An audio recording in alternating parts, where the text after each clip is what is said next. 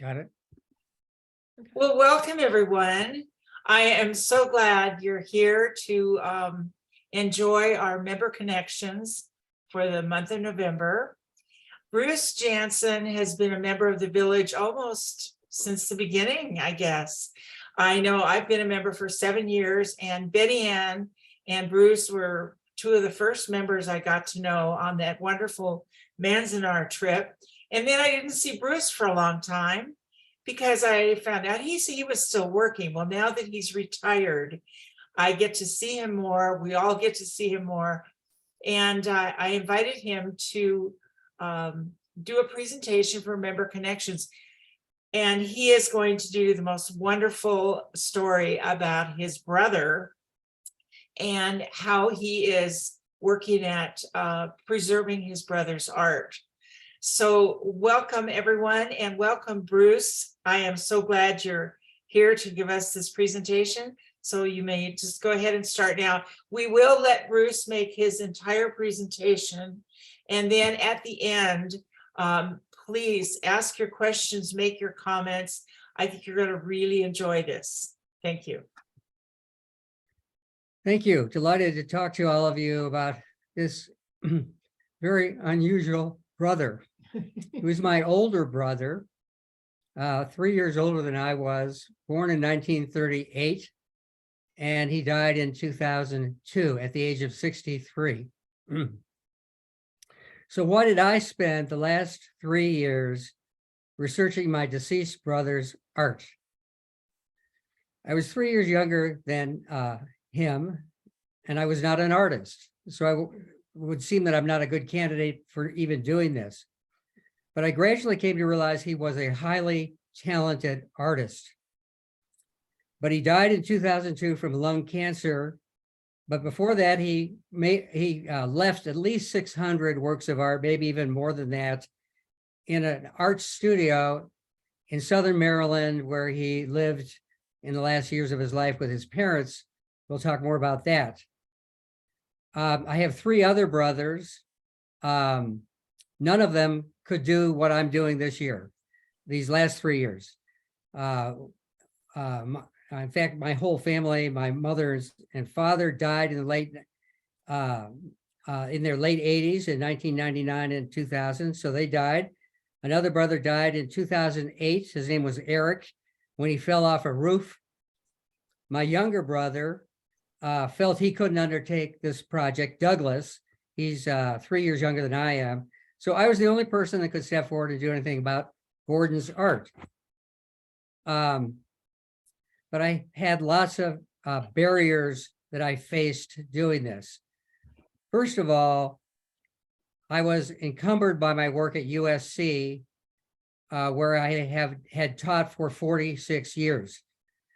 So I had to finish up several books. I'm essentially a book writer. I've written 23 books. So I was working on them, revising them, writing a new one. So I really couldn't focus on this. Occasionally I would wander into his art studio at Mulberry Fields. Mulberry Fields is we'll talk about it, a house they lived in Southern Maryland. And he had his art studio in an outbuilding at Mulberry Fields, filled with paintings, just filled with them. And there were all kinds of black folders where things seemed to almost be hidden, like watercolors, like some of his etchings. So help me God, it's taken me 6-7 years just to find his art in this art studio, and then to transport much of it, almost all of it, out here to Southern California, where they're now in a storage unit. So one of the first things I did was photograph all of his art in the year 2011. This, by the way, is his self-portrait on the screen right now. My guess is he didn't date it. Gordon sometimes dated things, sometimes he didn't date things, he didn't sign this. I can assure you Gordon did that work. And it's actually a very interesting portrait. The Potomac River is in the rear behind his head.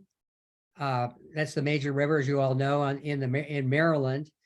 rowboat behind him, two clouds in the sky above him, and it has a touch of Van Gogh. I mean, you could look at this and say some of the qualities of this painting are not that dissimilar from Van Gogh.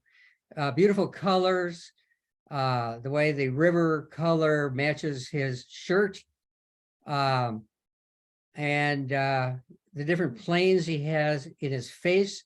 I'll talk more about Gordon and planes. They're central to his art. So what I didn't know, however, because I'm not a trained artist, I do a lot of photography, but I'm not a trained artist.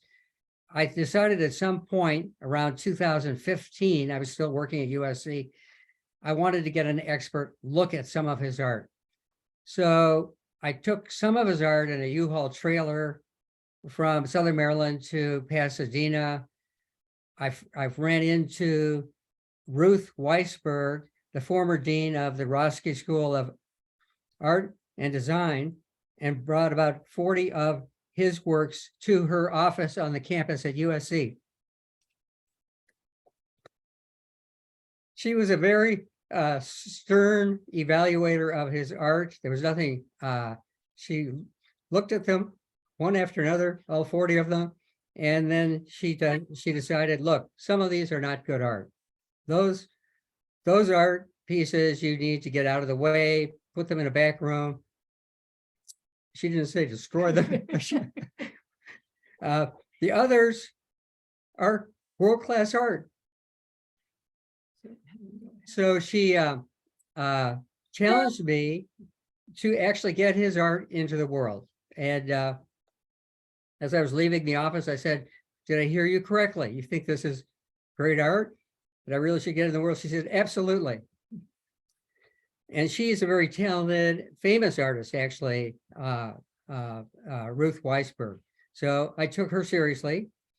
And I then started bringing in different ways his art to Pasadena, some of it in my SUV, some of U-Haul trucks, etc. And finally, we got them here, probably 600 or so works of art. They included oil paintings, they included watercolors, and they included etchings. Gordon, one of his favorite ways of painting or making art was through etchings. Some of you would know that's a very complex procedure where you have a tablet made of nickel or copper, and you scratch it, your design into that. You put it in acid, you put it in a machine under high pressure on paper, then you look at your picture, then you continue that process until you're happy with the picture you've gotten. And you all know, of course, about oil paintings and watercolors. So I had lots of other information about Gordon that have proved invaluable. For example, he wrote 30 years of diaries, mostly from 1973 to the day of his death. And they were absolutely invaluable for me. All kinds of information showed up in these diaries, some of them superficial, like what movie he saw on some particular day. He would write movie reviews of these movies, and he'd tell you wherever he went on a certain day. He'd put his budget in on one of the pages of his diaries. Then I have scores of letters to and from his mother and his parents, particularly earlier in his life, prior to when he moved to Mulberry Fields. And I have writings he made when he was at the Pennsylvania Academy of Fine Arts. We'll talk about that in a second, where he got his art training. I want to make a point about Gordon. He's a fully trained artist. He attended a dual program run by the University of Pennsylvania in Philadelphia, where he learned art history for 4 years. He could tell you everything about everybody, going back into medieval times and looking into the future. Then he he wrote essays while he was going to art school about his philosophy of art.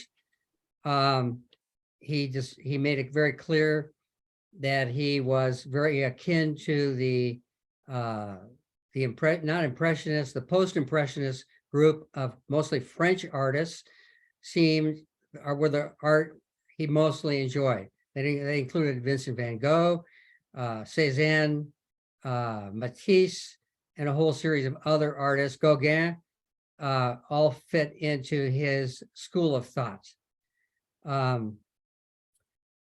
I will say getting to art school was an arduous thing. He had to flunk out of Swarthmore College, but mercifully figured out through a night class that he could actually go there in a 4-year program and get his art training.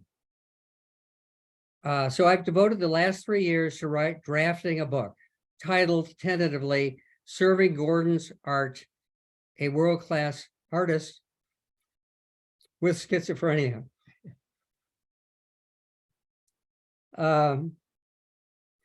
By the way, Gordon's art was similar in many ways to the French artists I just mentioned, and some artists like in that school of thought.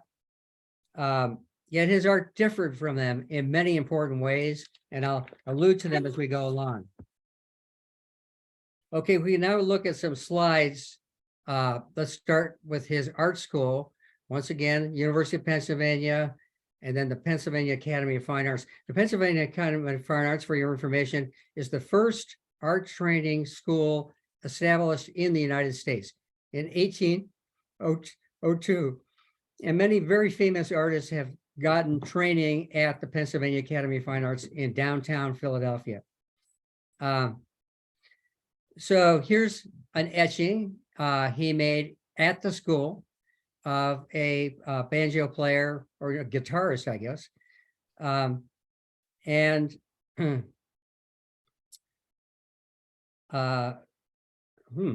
I skip a page here? I think I did. Anyway, what's unusual about this etching, as you can see, when etching, you want to have often color, shades of color from white, witness the guitarist here, to jet black, witness the background. And then the boards on which this guitarist is sitting is kind of a gray color with some black marks on it. That's what etching usually tries to do, have a whole range of light and from dark to light. And you can see here how he made the guitarist stand out by making him white. He tried to show some indication of his motion as playing the guitar. By the way, his upper arm is exaggerated. When I first looked at it, I thought, wow, that's pretty exaggerated, but it's to make dramatic that he's playing the guitar. And the way he's scrunched up on the floor is kind of interesting. Anyway, that's an etching. So let's move to the next one. This is something called the Jazz Band. And he got a first place award for this at the Pennsylvania Academy of Fine Arts. So it's a band. And you have two saxophonists playing. It's very dramatic to have them facing the way they do. As Gordon always did, he tried to have a depth dimension to his etchings and indeed to his art in general. You can see how lines on the floor converge toward the rear end of the painting where there's actually a stage or something in the back there. So it's definitely got a three-dimensional quality to it. The jazz players are contorting themselves in interesting ways that shows they're actually doing art. And so that's another art thing he did. What this shows already is that even in the infancy of his art career at the Pennsylvania Academy of Fine Arts, he obviously has talent. You can't do an etching like that if you don't have considerable talent, because he makes us feel like we're almost in the room. So let's go to the next one. This, unfortunately, is in the wrong location. It doesn't really matter because I have decided this was painted probably in 1971 or 1972, long after he had left the Pennsylvania Academy. But it's interesting, now that it's here, we might as well talk about it. I would say in some ways, it was similar to Van Gogh's picture. Potato eaters. What's it called? Potato eaters. The what? Potato eaters. Yeah, the potato eaters. These are men who worked on the at Mulberry Fields, essentially butchering. They were doing ham bones. And James is the man with the shirt with the lines on it. Howard is the man who's just standing behind him. And you can see the range of colors in this painting. You can see a door that opens to the outside and the windows that open to the outside, typical of Gordon. It's really quite an intriguing art about Black folks doing this kind of work in Southern Maryland, for which the area is famous. They hang up the salt, they put it in salt, brine, and 5 years later, you start eating it. So it's just a tradition in Southern Maryland. Let's go to the next. Okay, so one of the big, I've sort of skipped over everything Gordon did from roughly 1963 to 1968-9, because once he finished this school, his parents, his psychiatrist, Gordon, by the way, wasn't yet diagnosed as schizophrenic, but he soon would be. Everybody knew he had problems with depression and so forth. So he had roughly seven or eight psychiatrists spread through his life. And the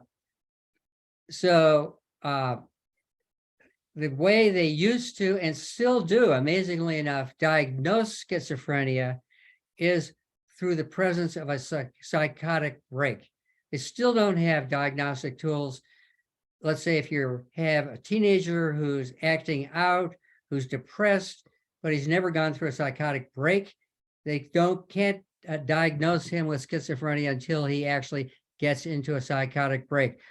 And when he's in a psychotic break, he really has hallucinations, delusions, and paranoia all together to create another world, essentially, in which that schizophrenic person acts.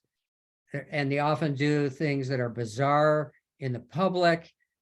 They often end up almost always in a police station or in a mental hospital.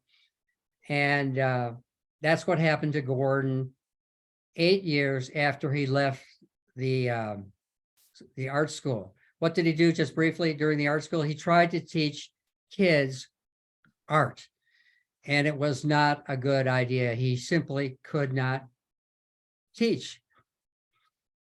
He felt awkward about it, and the students didn't like him. But he would go into another job. He would get fired from that job, and this went on for 8 years until finally he had the psychotic break at age 30, which is pretty much on the longer side in schizophrenia. But he had this wild thing, and let's look at the next. He was working in the fall of 1968 in Sears and Roebuck on the Christmas cadre of workers that are brought in September, but almost everybody knows they'll all be fired by the time Christmas is over. And he had this job in Sears and Roebuck, and gradually but surely he moved toward a psychotic break within the year. He drew things about his psychotic break. In this case, the man on the right is some kind of person with ticker tape coming out of his mouth. They're just interested in money. The man in the yellow suit is probably an executive at Sears and Roebuck. On the left side, I think Gordon pictures himself on the far left side, that little man with the white shirt.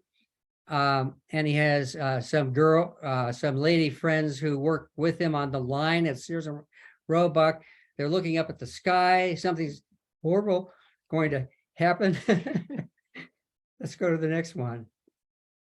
Here he pictures, you can see he's in a absolutely different world. He's got the bankers, the big brass at the bankers are in the back of this drawing. You can see them in the upper side of this, looking down at the workers who are with a conveyor belt.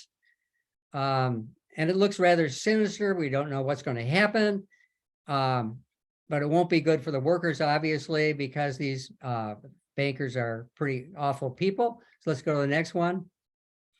And here there's kind of an orgy feast of the bankers. And I don't think any of you have been to a banquet quite like this. So he does that. It's a drawing in pencil. So let's go to the next one. These aren't really art in the traditional sense. Just to finish that one off, he finally entered Sears and Roebuck in Pasadena, where many of us live. He went into that store with a paper bag. He went up to the counter. He said, "I'm gonna have a bomb." And when police came, they threw him to the ground. They looked in the paper bag, and it was chocolate candy. But that got him into a mental hospital. But this is a typical example of malpractice with Gordon.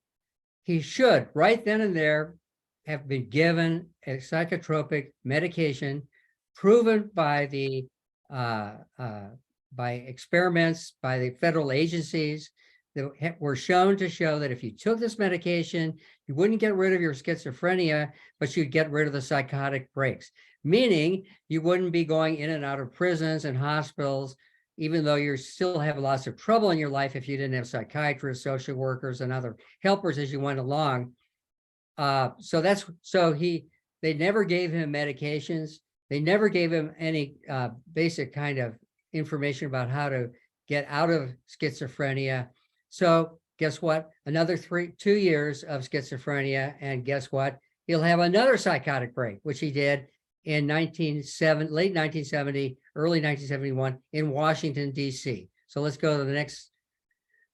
So a lot of these things, you can't really figure out what he's thinking. Here we have, I don't know what the man in yellow is. All I know is it must be an evil thing of some sort, manipulating the musicians down below who are dismembered from their bodies. If you can figure that out, you're better than I am. Okay, so let's go to the next one. And here he has another musician. I don't know why he's taking on these poor musicians. But again, we're having delusions, hallucinations, and paranoia with this man with his no arms and all these instruments around. And this too led to let's go to the next one. Here he draws paints, probably in oils, a person in the lower right-hand corner.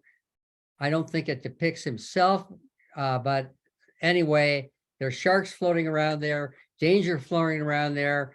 And here too, we finally found Gordon. This is kind of a strange thing. I was doing work at the University of Chicago, about to enter the doctoral program. We were living in a dormitory in Hyde Park of Chicago. And my mother calls up and says, Gordon's coming.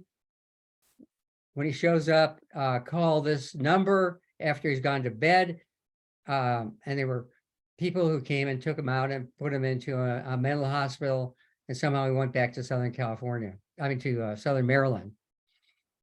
Okay, so finally, I will say, at that particular incarceration, he finally got a doctor, a psychiatrist by the name of Dr. Aid, who invented the very medication in 1955, 15 years earlier, that would prevent psychotic breaks. And so because he now had that psychiatrist, he got the meds. And so he never again had a psychotic break. So for the next 30 years, from 1972 to 2002, Gordon could do nothing but art. He lived in a psychiatric halfway house, a wonderful one in Washington, D.C. His parents, he was funded by two federal programs, the food stamp program, he qualified for that. And within a year, he qualified for SSI, Supplementary Security Income Program for people with disabilities. He qualified for that. So his basic economic needs were met by those two programs. And then his parents created a very small sum of money to allow him to purchase his paints and canvases. So he would live in Washington for 30 years at a terrific halfway house called Woodley House. Woodley House. And it's a spectacular institution for people with severe mental illness.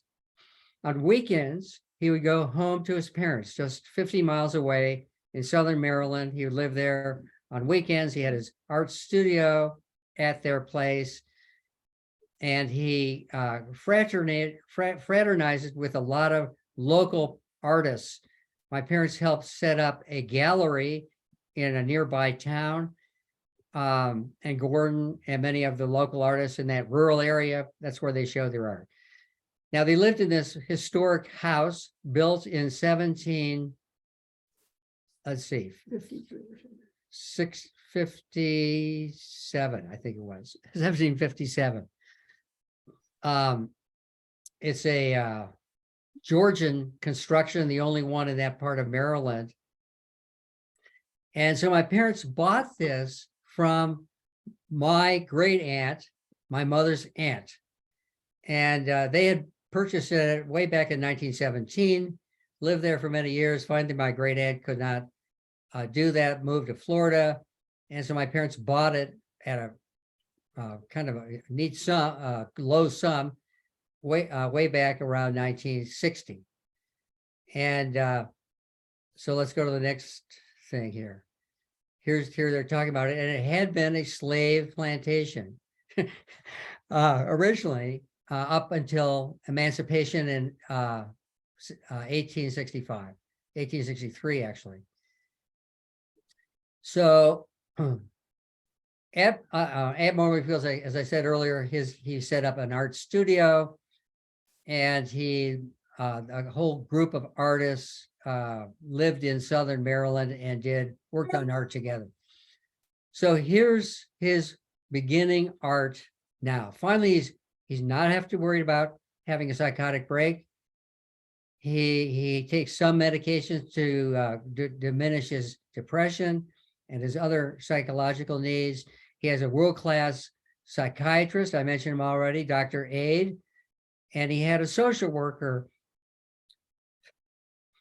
who helped him over several decades.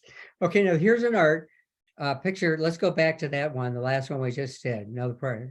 This is done in the style of Pissarro, one of the elite group of French artists that he liked. You can see the talent he had with brush strokes. To make a painting like this, you really have to have very advanced painting techniques to do what Pissarro did. You'll notice a little sailboat over here in the this is just miles away from Mulberry Fields. Let's go to the next one. Okay, this is Gordon's still life. These are called still lifes. I realize most of you listening to this know what those are, but some of you may not. It's all the great artists have tried to do still life paintings like this, where in a constrained space, you put products on a table of some sort, whether it's flowers or sculptures or dishes or whatever, wine bottles, and you do your own unique design of this feature. Now, Gordon already is thumbing his nose at the art elites, because one of the quote unquote rules is you never put something right in the middle of a table like this, because at least in theory, it blocks viewers from seeing the thing. And he said, well, to heck with you. I'm going to put this vase and these flowers right in the middle of this table. Happens to be a Native American rug covering the table. You can see the window in the back. He always liked to have space going back beyond the still life. And you can also go out of that through the door on the right side there. It's that he did. This is one of his first works of art since he got out of his psychiatric problem. Okay, so let's go to the next one. Okay, this is a picture. Once again, he puts a tree in front of the house. That's a no-no. He loves to thumb our nose at us at the establishment. But that's Mulberry Fields in the winter. And that's a 200-year-old walnut tree. Unfortunately, it has since died and fell to the ground, but we did get one of its seeds and we planted it in Pennsylvania, and it's actually growing in Pennsylvania. But it's a beautiful art piece of art. It's got with snow, with that wind, the kind of Abraham Lincoln type fence behind the walnut tree. The house on the right is a slave dependency going way back. By the way, that's the same side house there, and that there also. I just want to say one thing about this being a slave place. My great aunt who bought it, I mentioned that already in 1917, did horrible things with this place with regard to slavery. I almost hate to say them, but I will, just because in that generation, there was a lot of this that went on. She actually undid a slave cemetery. And how did she do that? There were stones on top of their graves. And she wanted to build a stone fence on the slope in front of her house. So she picked up the stones off the graves and made this fence. Then she did all other kinds of things. There's a large, huge dead tree. It's still there, believe it or not, where lore has it that they tied slaves to the tree and whipped them when they didn't behave. So, but fortunately, my parents, by then slavery was long gone. And I think they were very kind over the years to several not former children of slaves who worked on the place in all sorts of ways. And she helped a lot of them get out of Mulberry Fields, not live there anymore, and help them get housing in a nearby town. And they're still there. This is the front of the house. This is a watercolor. By the way, he loved watercolors. He painted hundreds of watercolors over many, many years. And he liked the fluidity of the thing as compared to oil painting.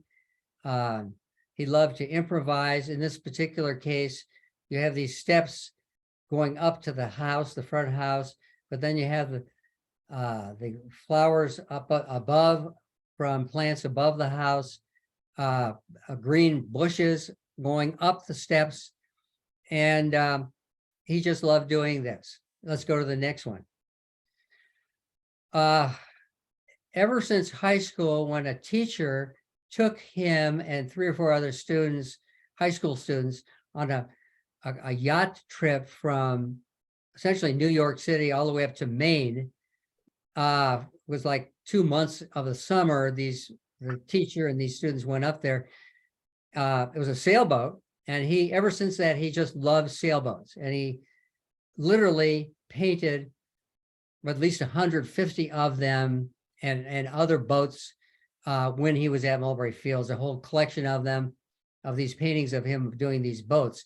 And this is kind of an interesting boat. It's very dramatic with its spinnaker. Those are spinnakers, those bulging out sails in the front of the boats with the colors, the very interesting clouds above, and then the depiction of the waves.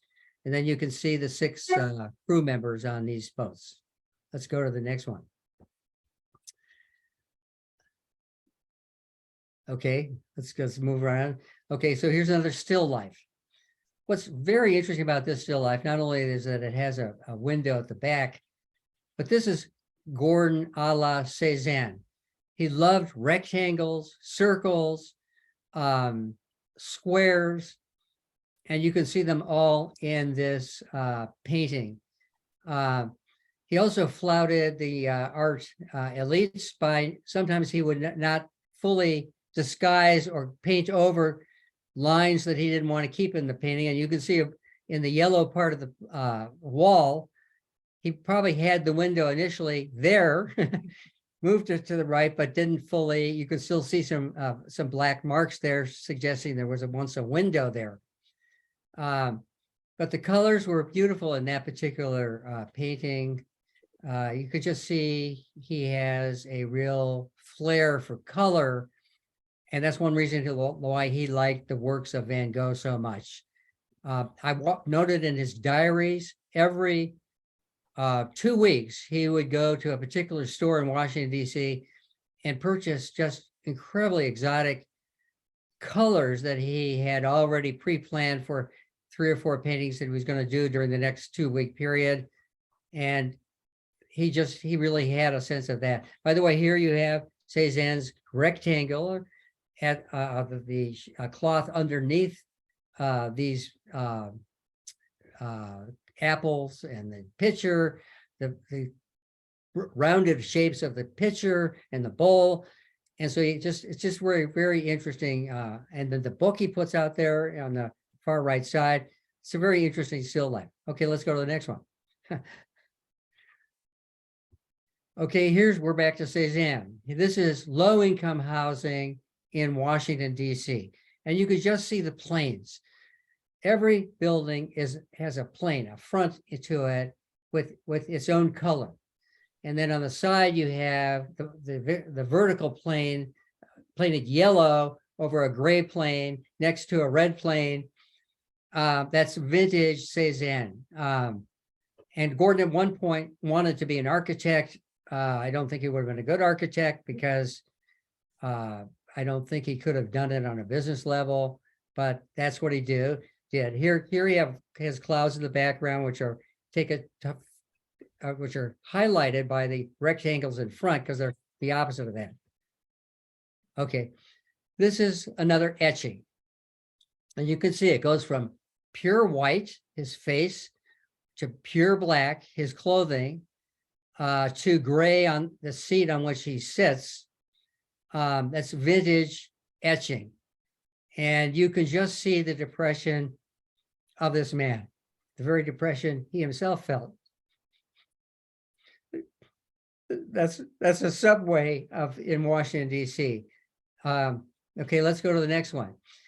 He decided that he would paint 16 different kinds of working boats. He never painted luxury boats. He wanted working boats who got oysters, crabs, fish, mussels, as to make a living. And many of these people in Southern Maryland are farmers. So they have boats on docks outside their farm. And so when they're not putting seeds in the ground, they go out and fish or get crabs or get oysters. And these boats are very interesting. This is called a skipjack. And you can see how sleek it is. One time we went on an evening, a couple-day cruise on this. A guy was running would for a certain sum of money would take you across the Potomac River and the Chesapeake Bay on one of these boats. And they just sort of glide through the water. They're beautiful boats. And he loved this. And he did all of them of this 16 kinds in etchings like this one. Again, from straight black to straight white with lots of gray in between. I'll just tell you something humorous. If you look at the cloud in the back on the right side of this painting, you see the white undark place. Well, that was actually a mistake. The etching process is very complicated. You have to get everything just right, so forth and so on. And in his diary, he said, "God damn it, excuse my language. I did this incredible boat. I loved it, except I made this mistake, and I can't correct it now." So that's how I learned. I usually don't see it, but there it is. Let's go to the next one. Okay, so my brother one time asked me, my youngest brother, he thought Gordon didn't paint people. So I did a big search of Gordon's art gallery and all of the things I could find. And in fact, I came up with 25 or 30 paintings of people. This is just one example where he probably was he took all kinds of refresher classes at the Corcoran Museum in Washington, D.C. So I'm guessing this is a model they had, and he painted this. But it showed that he could paint people. It's actually a very desirable, good painting of a nude woman, set on a white cloth. The window behind, two plants behind. All kinds of other paintings he did of women. Some of them people in his halfway house playing pool. Some of them, what else would they be doing? Just sitting around and so forth and so on. But all of them very interesting paintings of people. Go ahead. Okay, final years. Yes, this was a final blow for Gordon. He died of, as we talked about earlier, cigarettes. He got lung cancer. Even here, they treated a schizophrenic person, doctors did, in a mediocre or even horrible way. The doctor should have said to Gordon, I was in the very room where he was diagnosed, they had his x-rays on a big thing, and they said, you know, Gordon, you will not survive this lung cancer. It's already in 4 different organs. They showed us the 4 organs. They said you may have 2 months to live or something. And then they said, I'm sure you'll want to do chemotherapy. And they directed us to the chemotherapy office of the hospital. And the nurse there said, well, come in tomorrow at 8 o'clock and we'll give you your first dose of chemotherapy, but not one word of hospice as an option. So on the way out, I said to Gordon, look, do you know what hospice is? He said, I absolutely know what hospice is. I said, is that something you want to consider? He said, yes. So it turned out the office of the hospice was just 3 blocks from where we were, just outside the hospital. So we went there, talked to the person there, the executive director there, found out that insurance would cover all of his hospice expenses under a federal program. She then asked him whether he wanted to do hospice. He said, I want to think about it overnight. He got up the next morning, he said, hospice.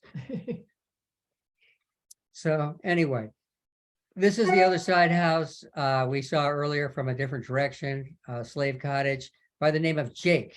And Jake was probably the slave that lived in this house, probably with other slaves way back prior to the Civil War, I'm guessing. But here too, you have a very interesting composition with the lines drawing you into the picture, the two walkways, it's just an interesting picture of a old slave house. It's now, nobody's lived in that house for probably 150 years, just sitting there. And debris was collected in there by my late mother. Okay, let's go to the next. Okay, and this is a boat. Again, in the Cezanne style. You can see the planes. The boat itself is a series of planes. longitudinal planes going toward the houses, the rear plane in the rear of the boat, the planes in the buildings on shore, the planes on the vegetation on the bank going to those houses in the back. And once again, it fit his style of a working boat. I don't know exactly what they did. They probably processed oysters or fish in the cabin on the back of this boat. It's definitely a fishing boat. Probably the owner of that boat, like so many others, lived across the bank there, probably had a farm there, and got income from both sources. And that is Gordon Jansson. Let me just make a couple more comments. So I'm in the business of trying to figure out now what to do with his art. If any of you will look it up, there's a wonderful article in the New York Times on Johanna, the wife of Theo Van Gogh. Theo, the wife of Theo. And when Theo died, with all of Van Gogh's art in his possession, his widow, not an artist, presumably not knowing anything about art, took all of his art, like 800 pieces of it or 1,000 pieces of it, from a place near Paris where Theo's house was to Amsterdam. She was a Dutch lady, and she stored his art in her house in Amsterdam. And then the New York Times article describes in great detail how she got Van Gogh, mostly unknown when he died, except among art insiders, all the way to putting them in various galleries, always saying to them, only one of the pieces of art I've given you to show in your gallery can be sold. The others cannot be sold. Trying to hang on to as much art as she could. And within 10 years, she set up a show in the big art museum in Amsterdam of 490 pieces of art. And people from all over the world came to see this museum, and he now had become a world figure. So I doubt I can do that with Gordon, but I'm going to try on a much lesser level to make sure that his art doesn't just get lost. Okay. Yep. What time is it? It is 2:50. So do you want people to ask questions? Okay, he's ready for questions. Oh, well, I first of all just want to say what an incredible story. And this is only it's scratching the surface. There's so much more, but this was fascinating. Anyway, Bruce, if you will call on people that have questions, that'd be great. If you know how to raise your hand, or just raise your hand in the picture. Prakash, you're muted. Prakash, you're muted. That's what always happens to people. Where's Prakash? I don't see Prakash. You're still muted. Get further up. No. Okay. Yep, there you go. Okay. The pictures are absolutely greatly artistic. There's no question about that. What I was wondering was, did he give the names, titles to their pictures, or did you put it up? That's a very good question. If he showed them in a local gallery, in fact, the very gallery that my parents helped get into beginning, he had to then give a title to a painting to get it in the gallery for a showing. But if he didn't show a piece of art in a gallery, there's no title to that. He was very uneven in terms of putting the date. I've gotten pretty good at figuring out the date by because his painting evolved over time. So I think I could come pretty close to saying I think that painting was done in the 1970s versus the 1990s. But it's a guessing game. One of the things about schizophrenia is one of the salient features of someone who has schizophrenia is they don't have executive function. They can't easily do things that to you and me would be obvious. Like you could have a book that said, here's the inventory of my paintings.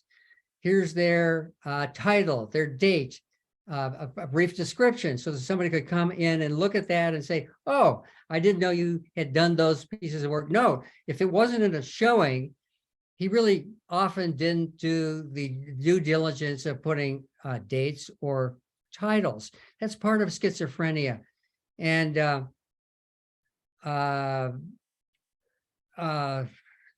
also just orderliness.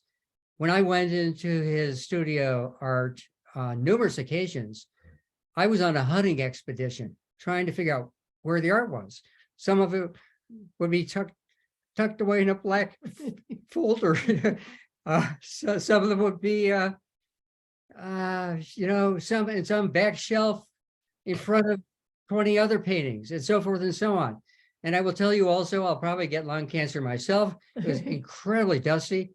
It got to the point where I put on, when COVID came along, I started putting on masks because it was just filled with dust, that the thing. The other thing that's kind of amazing was my father put in a potbelly stove on one end of his studio where so he could sit in the winter and not get cold.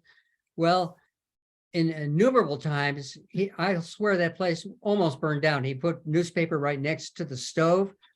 This again is part of schizophrenia. So you just live with that, and that's what it is. And but I do think roughly 500 paintings, maybe more, maybe slightly less, are world class, are excellent color, composition, and interesting subject matter also. Okay, Bruce, you're working on writing a book. Tell us where you're at on that.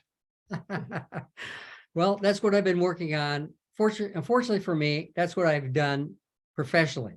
So I know how to write them, and I've spent, usually it takes for a new book to write, for me at least, takes 4 years.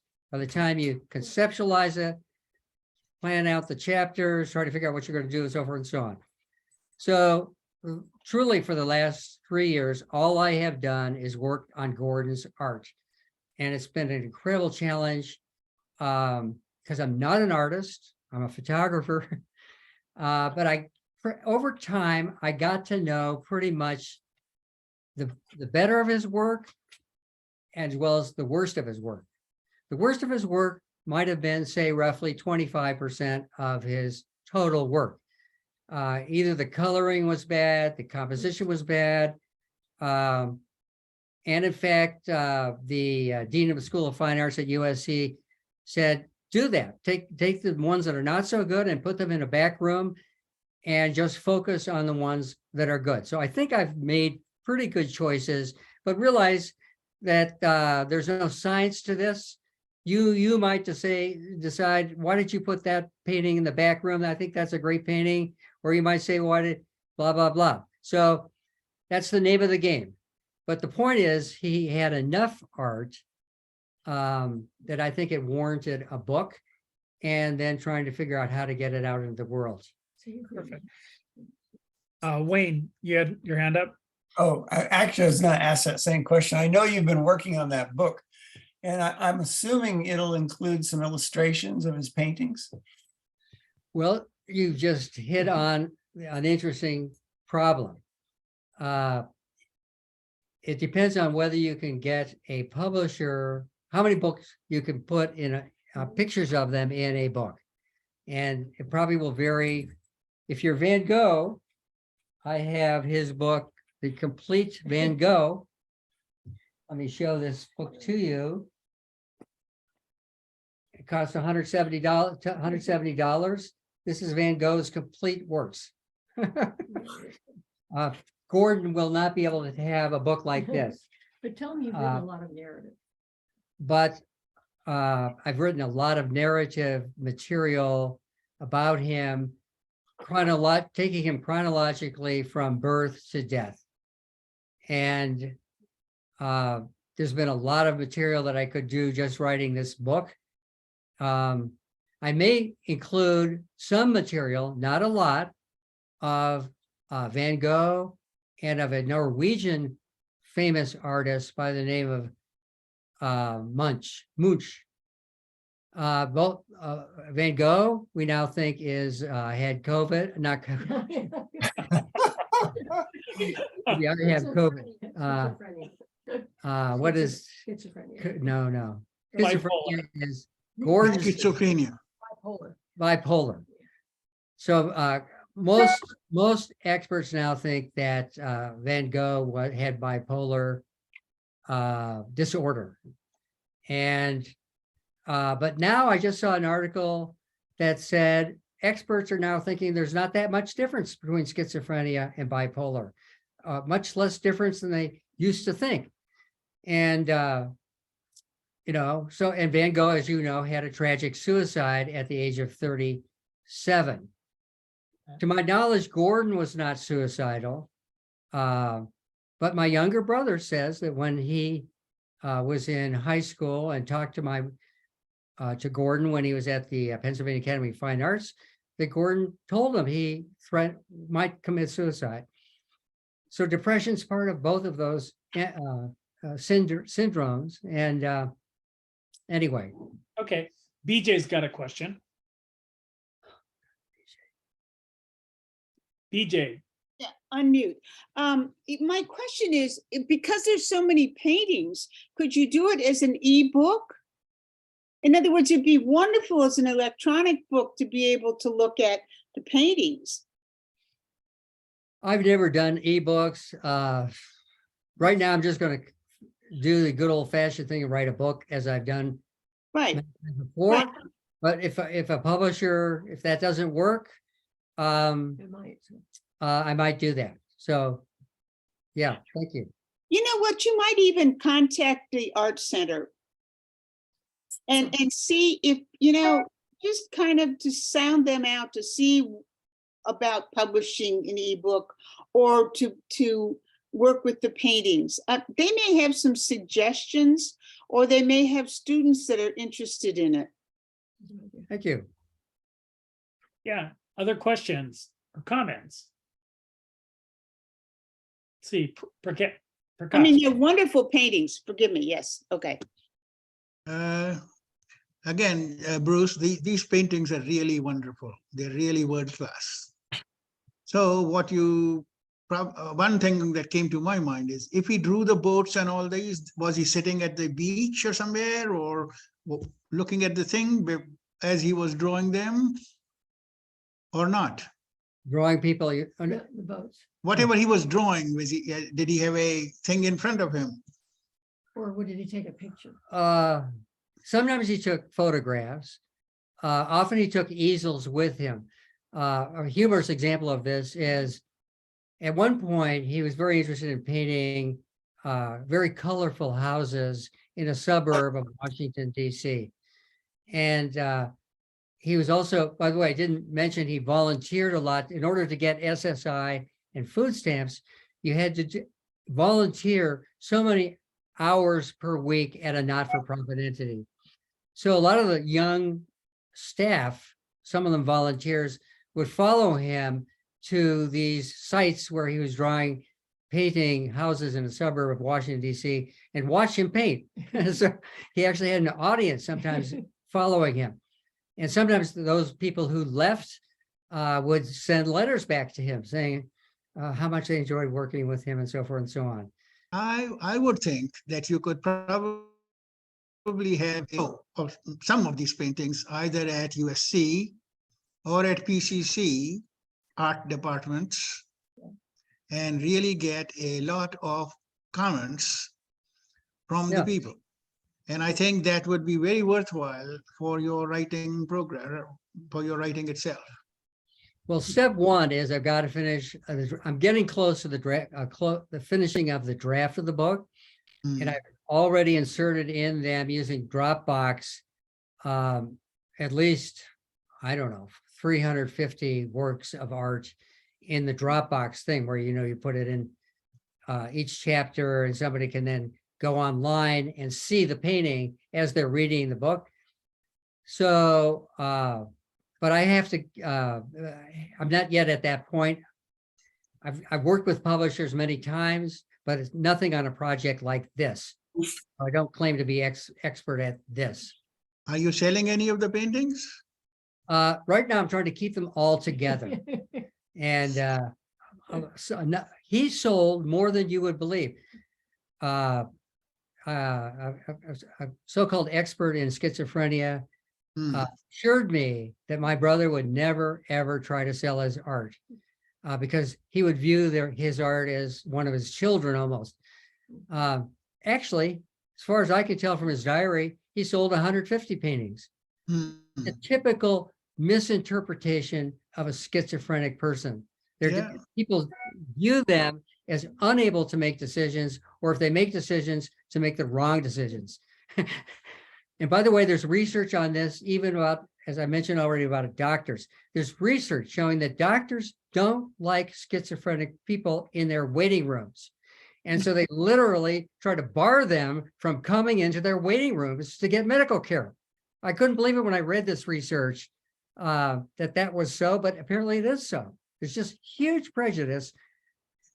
Also, one of my faculty members, an expert in schizophrenia, said, he would never want to save his art.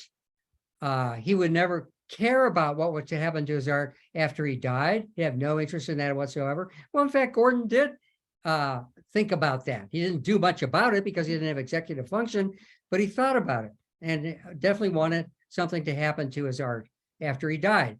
So they're more human than many people take them for to believe them to be.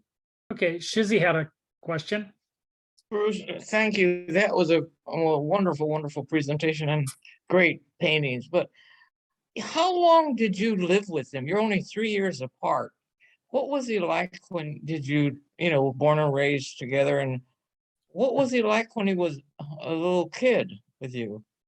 Well, remember, as you just said, he's 3 years older than me. So when he's 5, I'm 2. We can do the math. When he's 10, I'm 7. Yeah. I did have a very bizarre experience with him when we first figured out he had a problem. He was 14. By the way, 14 is a typical age for onset of schizophrenia. And it was when he had the onset. And what did he do? He took his father's gun and he shot himself through a mirror. And I was at that time 10 years old. He was 14 years old. And I came home from school one day, walked by my parents' bedroom. He shot himself through the mirror in the vanity. And I looked in their room and I saw all this shattered glass. So I said, what the heck is that? And finally, I was told he shot himself through the mirror. And that was our first indicator that there was something pretty basically wrong with Gordon. And my parents, to their goodness, they immediately found a psychiatrist. And as I said earlier, he had 6 or 7 psychiatrists spread through his entire life. He was always being seen by a psychiatrist. And more toward the end of it, by a social worker. I want to make contact with them and actually interview them. Because of HIPAA, they might not be able to say much to me, but I'd like to at least meet them because HIPAA doesn't allow professionals to divulge public information about their patients. But because he died 20 years ago, I doubt very much. I don't know whether they'll give me more information. One interesting thing about Gordon, maybe some of you have the feeling of this, he never, ever talked about his hallucinations, his delusions, his paranoia. That was off limits. At one time, I sort of tried, pretty close to when he died, I sort of said, Gordon, do you remember what in high school when you first started having problems, et cetera, et cetera, et cetera. He said, I don't remember anything because when I had electric shock treatment at Alhambra Hospital, right here in next to Pasadena, I lost my memory. Well, it turned out that was false, I found out later, because not long before he died, he raised pigs on our farm. We had a little farm. I did goats, geese. He did pigs. Another brother did chickens. Another brother did ducks. And he said, oh, Pinky and Whitey and Pinky. He suddenly remembered the pigs' names at the age of 63 as he was about to die. So Brian has a question. Sorry. Bruce, it was really interesting, and I'm sorry that I came late, but I'm looking at the painting that's right behind you, and I'm wondering if you talked about it before. Is it by your brother? And is it a Yes. favorite painting of yours? Can you tell us about the painting right behind I you? love this painting. It's Yeah. so Gordon. You can't really see it very well. You see it behind my head. Why do you love it? What is it of? It's a still life. Uh-huh. And it's got very unusual coloration. It's got, for some reason, he made the right side of it, just a black strip. You can probably see it. Yeah. To the left of the picture as you see it. And then he has these books, a wine bottle, a wine glass, an apple, a candle, and then of course the back window. And the back window is painted chartreuse, so it's kind of a stunning color. I love this thing because it's also messy. There's some lines that he didn't wash out that were big black lines toward the bottom of this painting. And that's typical Gordon. Now there he did sign it, and he did date it, the year 2000, and he did sign it. So a lot of this, of course, is personal taste, but I love the roughness of some of his paintings.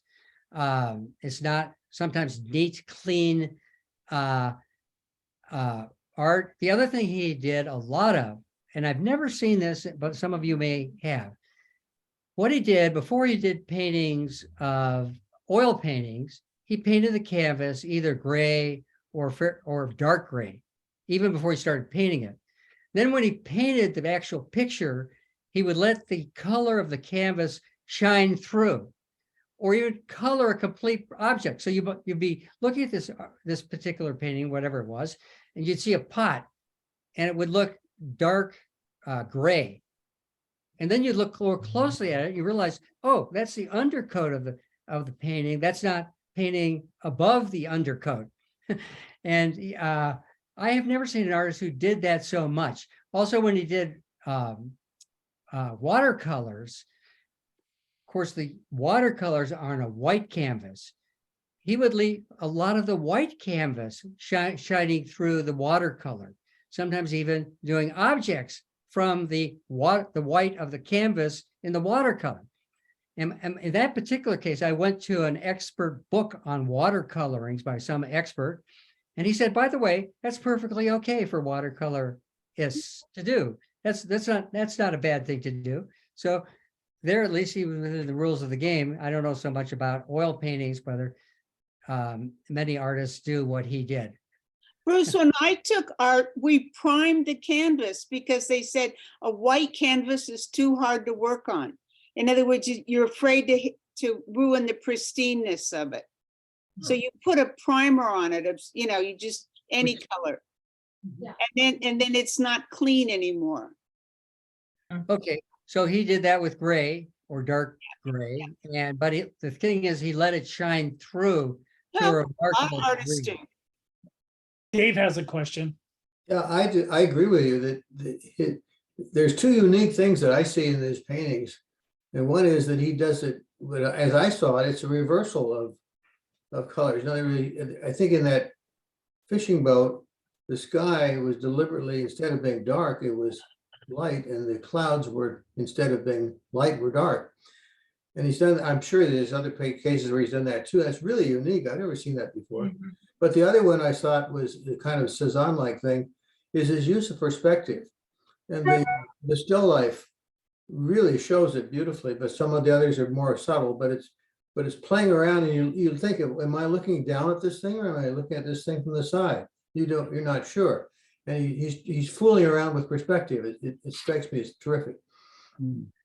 He took a course when he lived here in Pasadena at PCC on exactly that, drafting through a just disappearing line and so forth and so on. So he actually took courses on that. Mhm. And I think it is effective in his work. Hey, anybody else got some final questions? Wayne?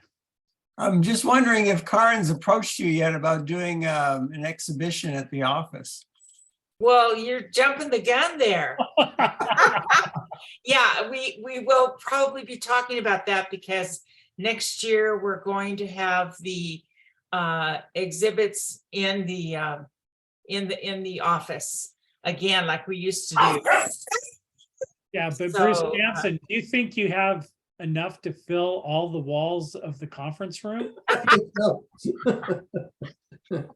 And all the way around the building. And all the way around the building? I wish you could see our house right now. I have the last batch of his paintings. By the way, this was humorous, I have to tell you. Over a period of time, when I first looked at his art, way back, we're talking about 2011, 2012, I took photographs of all of it, and I arbitrarily picked some out. And I thought, these are the better of these. And I'd bring them to the West here. But then the next time I would go there to the gallery, to his paint thing, and his gallery, I mean, his art studio is still there. I'd see a whole new range of paintings. And I say, why the heck didn't I take those West 3 years ago, you know? And then this kept going on and on and on. So I think I finally have all the paintings that I think are pretty good of his, and I left behind the ones that were not so good. But it was just kind of a humorous process. As my view of his art changed through time, as I saw more and more of it, I became more accepting some of it that I just a few years ago would have said that's a bad painting. But you have to remember, Bruce, that it may be a bit like wine. It gets better over time. By the way, he was a lot of fun to be with. Gordon, if you started him laughing, you did not stop him from laughing. He laughed 5 minutes at a time. And he loved to talk about professional athletics. He and I grew up near Cleveland, Ohio in the 1950s. And we were constantly being defeated. The Cleveland Indians, now called the Guardians, were constantly defeated by the New York Yankees. And so we talk about that. And then the great Jim Brown, the fullback of the Cleveland Browns, was a phenomenal athlete. And so we talk about that. And I would say to him, okay, Gordon, tell me the infielders of the Cleveland Indians. He would go third base, short base, this many, like 50 years later. And he loved to watch the annual battles between colleges of the NCAA, you know, when they're having their big contest to see who's the best college team in the country. He loved to talk music. When he went, he spent a fair amount of time in bars, as by the way did Vincent van Gogh. When he was tired, he would do one of two things. He'd either go into a bar and sit by himself and drink some beer, or he'd sit at the counter and talk to the bartender. But I'm sure the talk was almost always about sports, things like that and so forth. But he was very talkative and accessible. Willie Nelson. And then at his last years of life, the last hospice period, he had recordings of Willie Nelson and Wolfgang Mozart. And he Wow. back and forth between them. So we start with Willie Nelson on name a song of Willie Nelson. Then he'd go to Mozart's such and such and play that. Then he'd go back to Willie Nelson, play that. Back and forth and back and forth. So he's a lot of fun to be with. And but he had his problems, to say the least. There was a reviewer of the book by Ellen Sachs. I don't know if you know, she's a lawyer at USC. She has schizophrenia. She wrote a book about her schizophrenia. It's now in its 15th or 16th edition or something. And what was I going to say about Ellen Sachs? I don't know. I can't Well, remember what I was going to say about Ellen Sachs. we have- A reviewer of her book said, Ellen Sachs, he said, I don't know how she could go through life. She had every which problem constantly in her head about this, that, or the other, and how she could even manage. At one point, I went to Gordon's diary and I decided I'm going to take 3 years, 1981 to 1984, and I'm going to write down all the problems he lists in his diary. And let me tell you, there were roughly 20 of them. Paranoia, inability to do this, anger at this, Run out of money. running out of money, on and on. And these poor folks with schizophrenia are just besieged by constant negative thoughts about things in general. And so they have to have a psychiatrist who talks to them, who befriends them, and lets them just let off steam, among other things. And a social worker. The social worker was fantastic. Gordon would often call members of the family and say, what should I do now?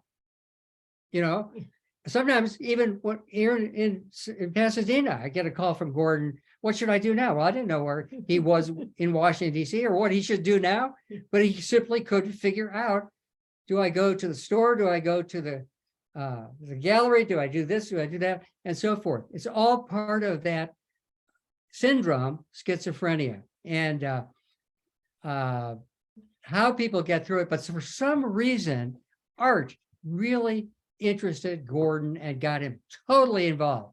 The tragedy was, and I stopped on the tragedy side, is he lost 8 years of painting because they didn't give him a medication that would stop him from having another psychotic break.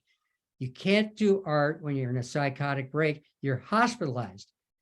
So it was really malpractice way back here at Alhambra Hospital not to have gotten him on that med way back during his first psychotic break. And but as I've alluded, schizophrenic people are not treated well. They're not respected. They're often viewed as dangerous. And this goes way back in history. There's just books and books about what they did in medieval times with these poor folks who had schizophrenia. So they have a tough life. And the ones who can actually do really good things like Ellen Sachs at USC and Gordon, I think, are just all we should reach out to them and help them in any way we can. Okay, we got to wrap up. Any one last question or comment? Sabrina, did you have something? Does your family still have that house? That mansion? My parents, of course, are long deceased around the year 2000. So it's still there. We just haven't gotten around. I would love, I don't think I can do it because of the gymnastics of it. I would love to make it into a place for the training of people with mental illness in art, because it's in a beautiful place. People could do that, but you'd have to figure out how to pull that off.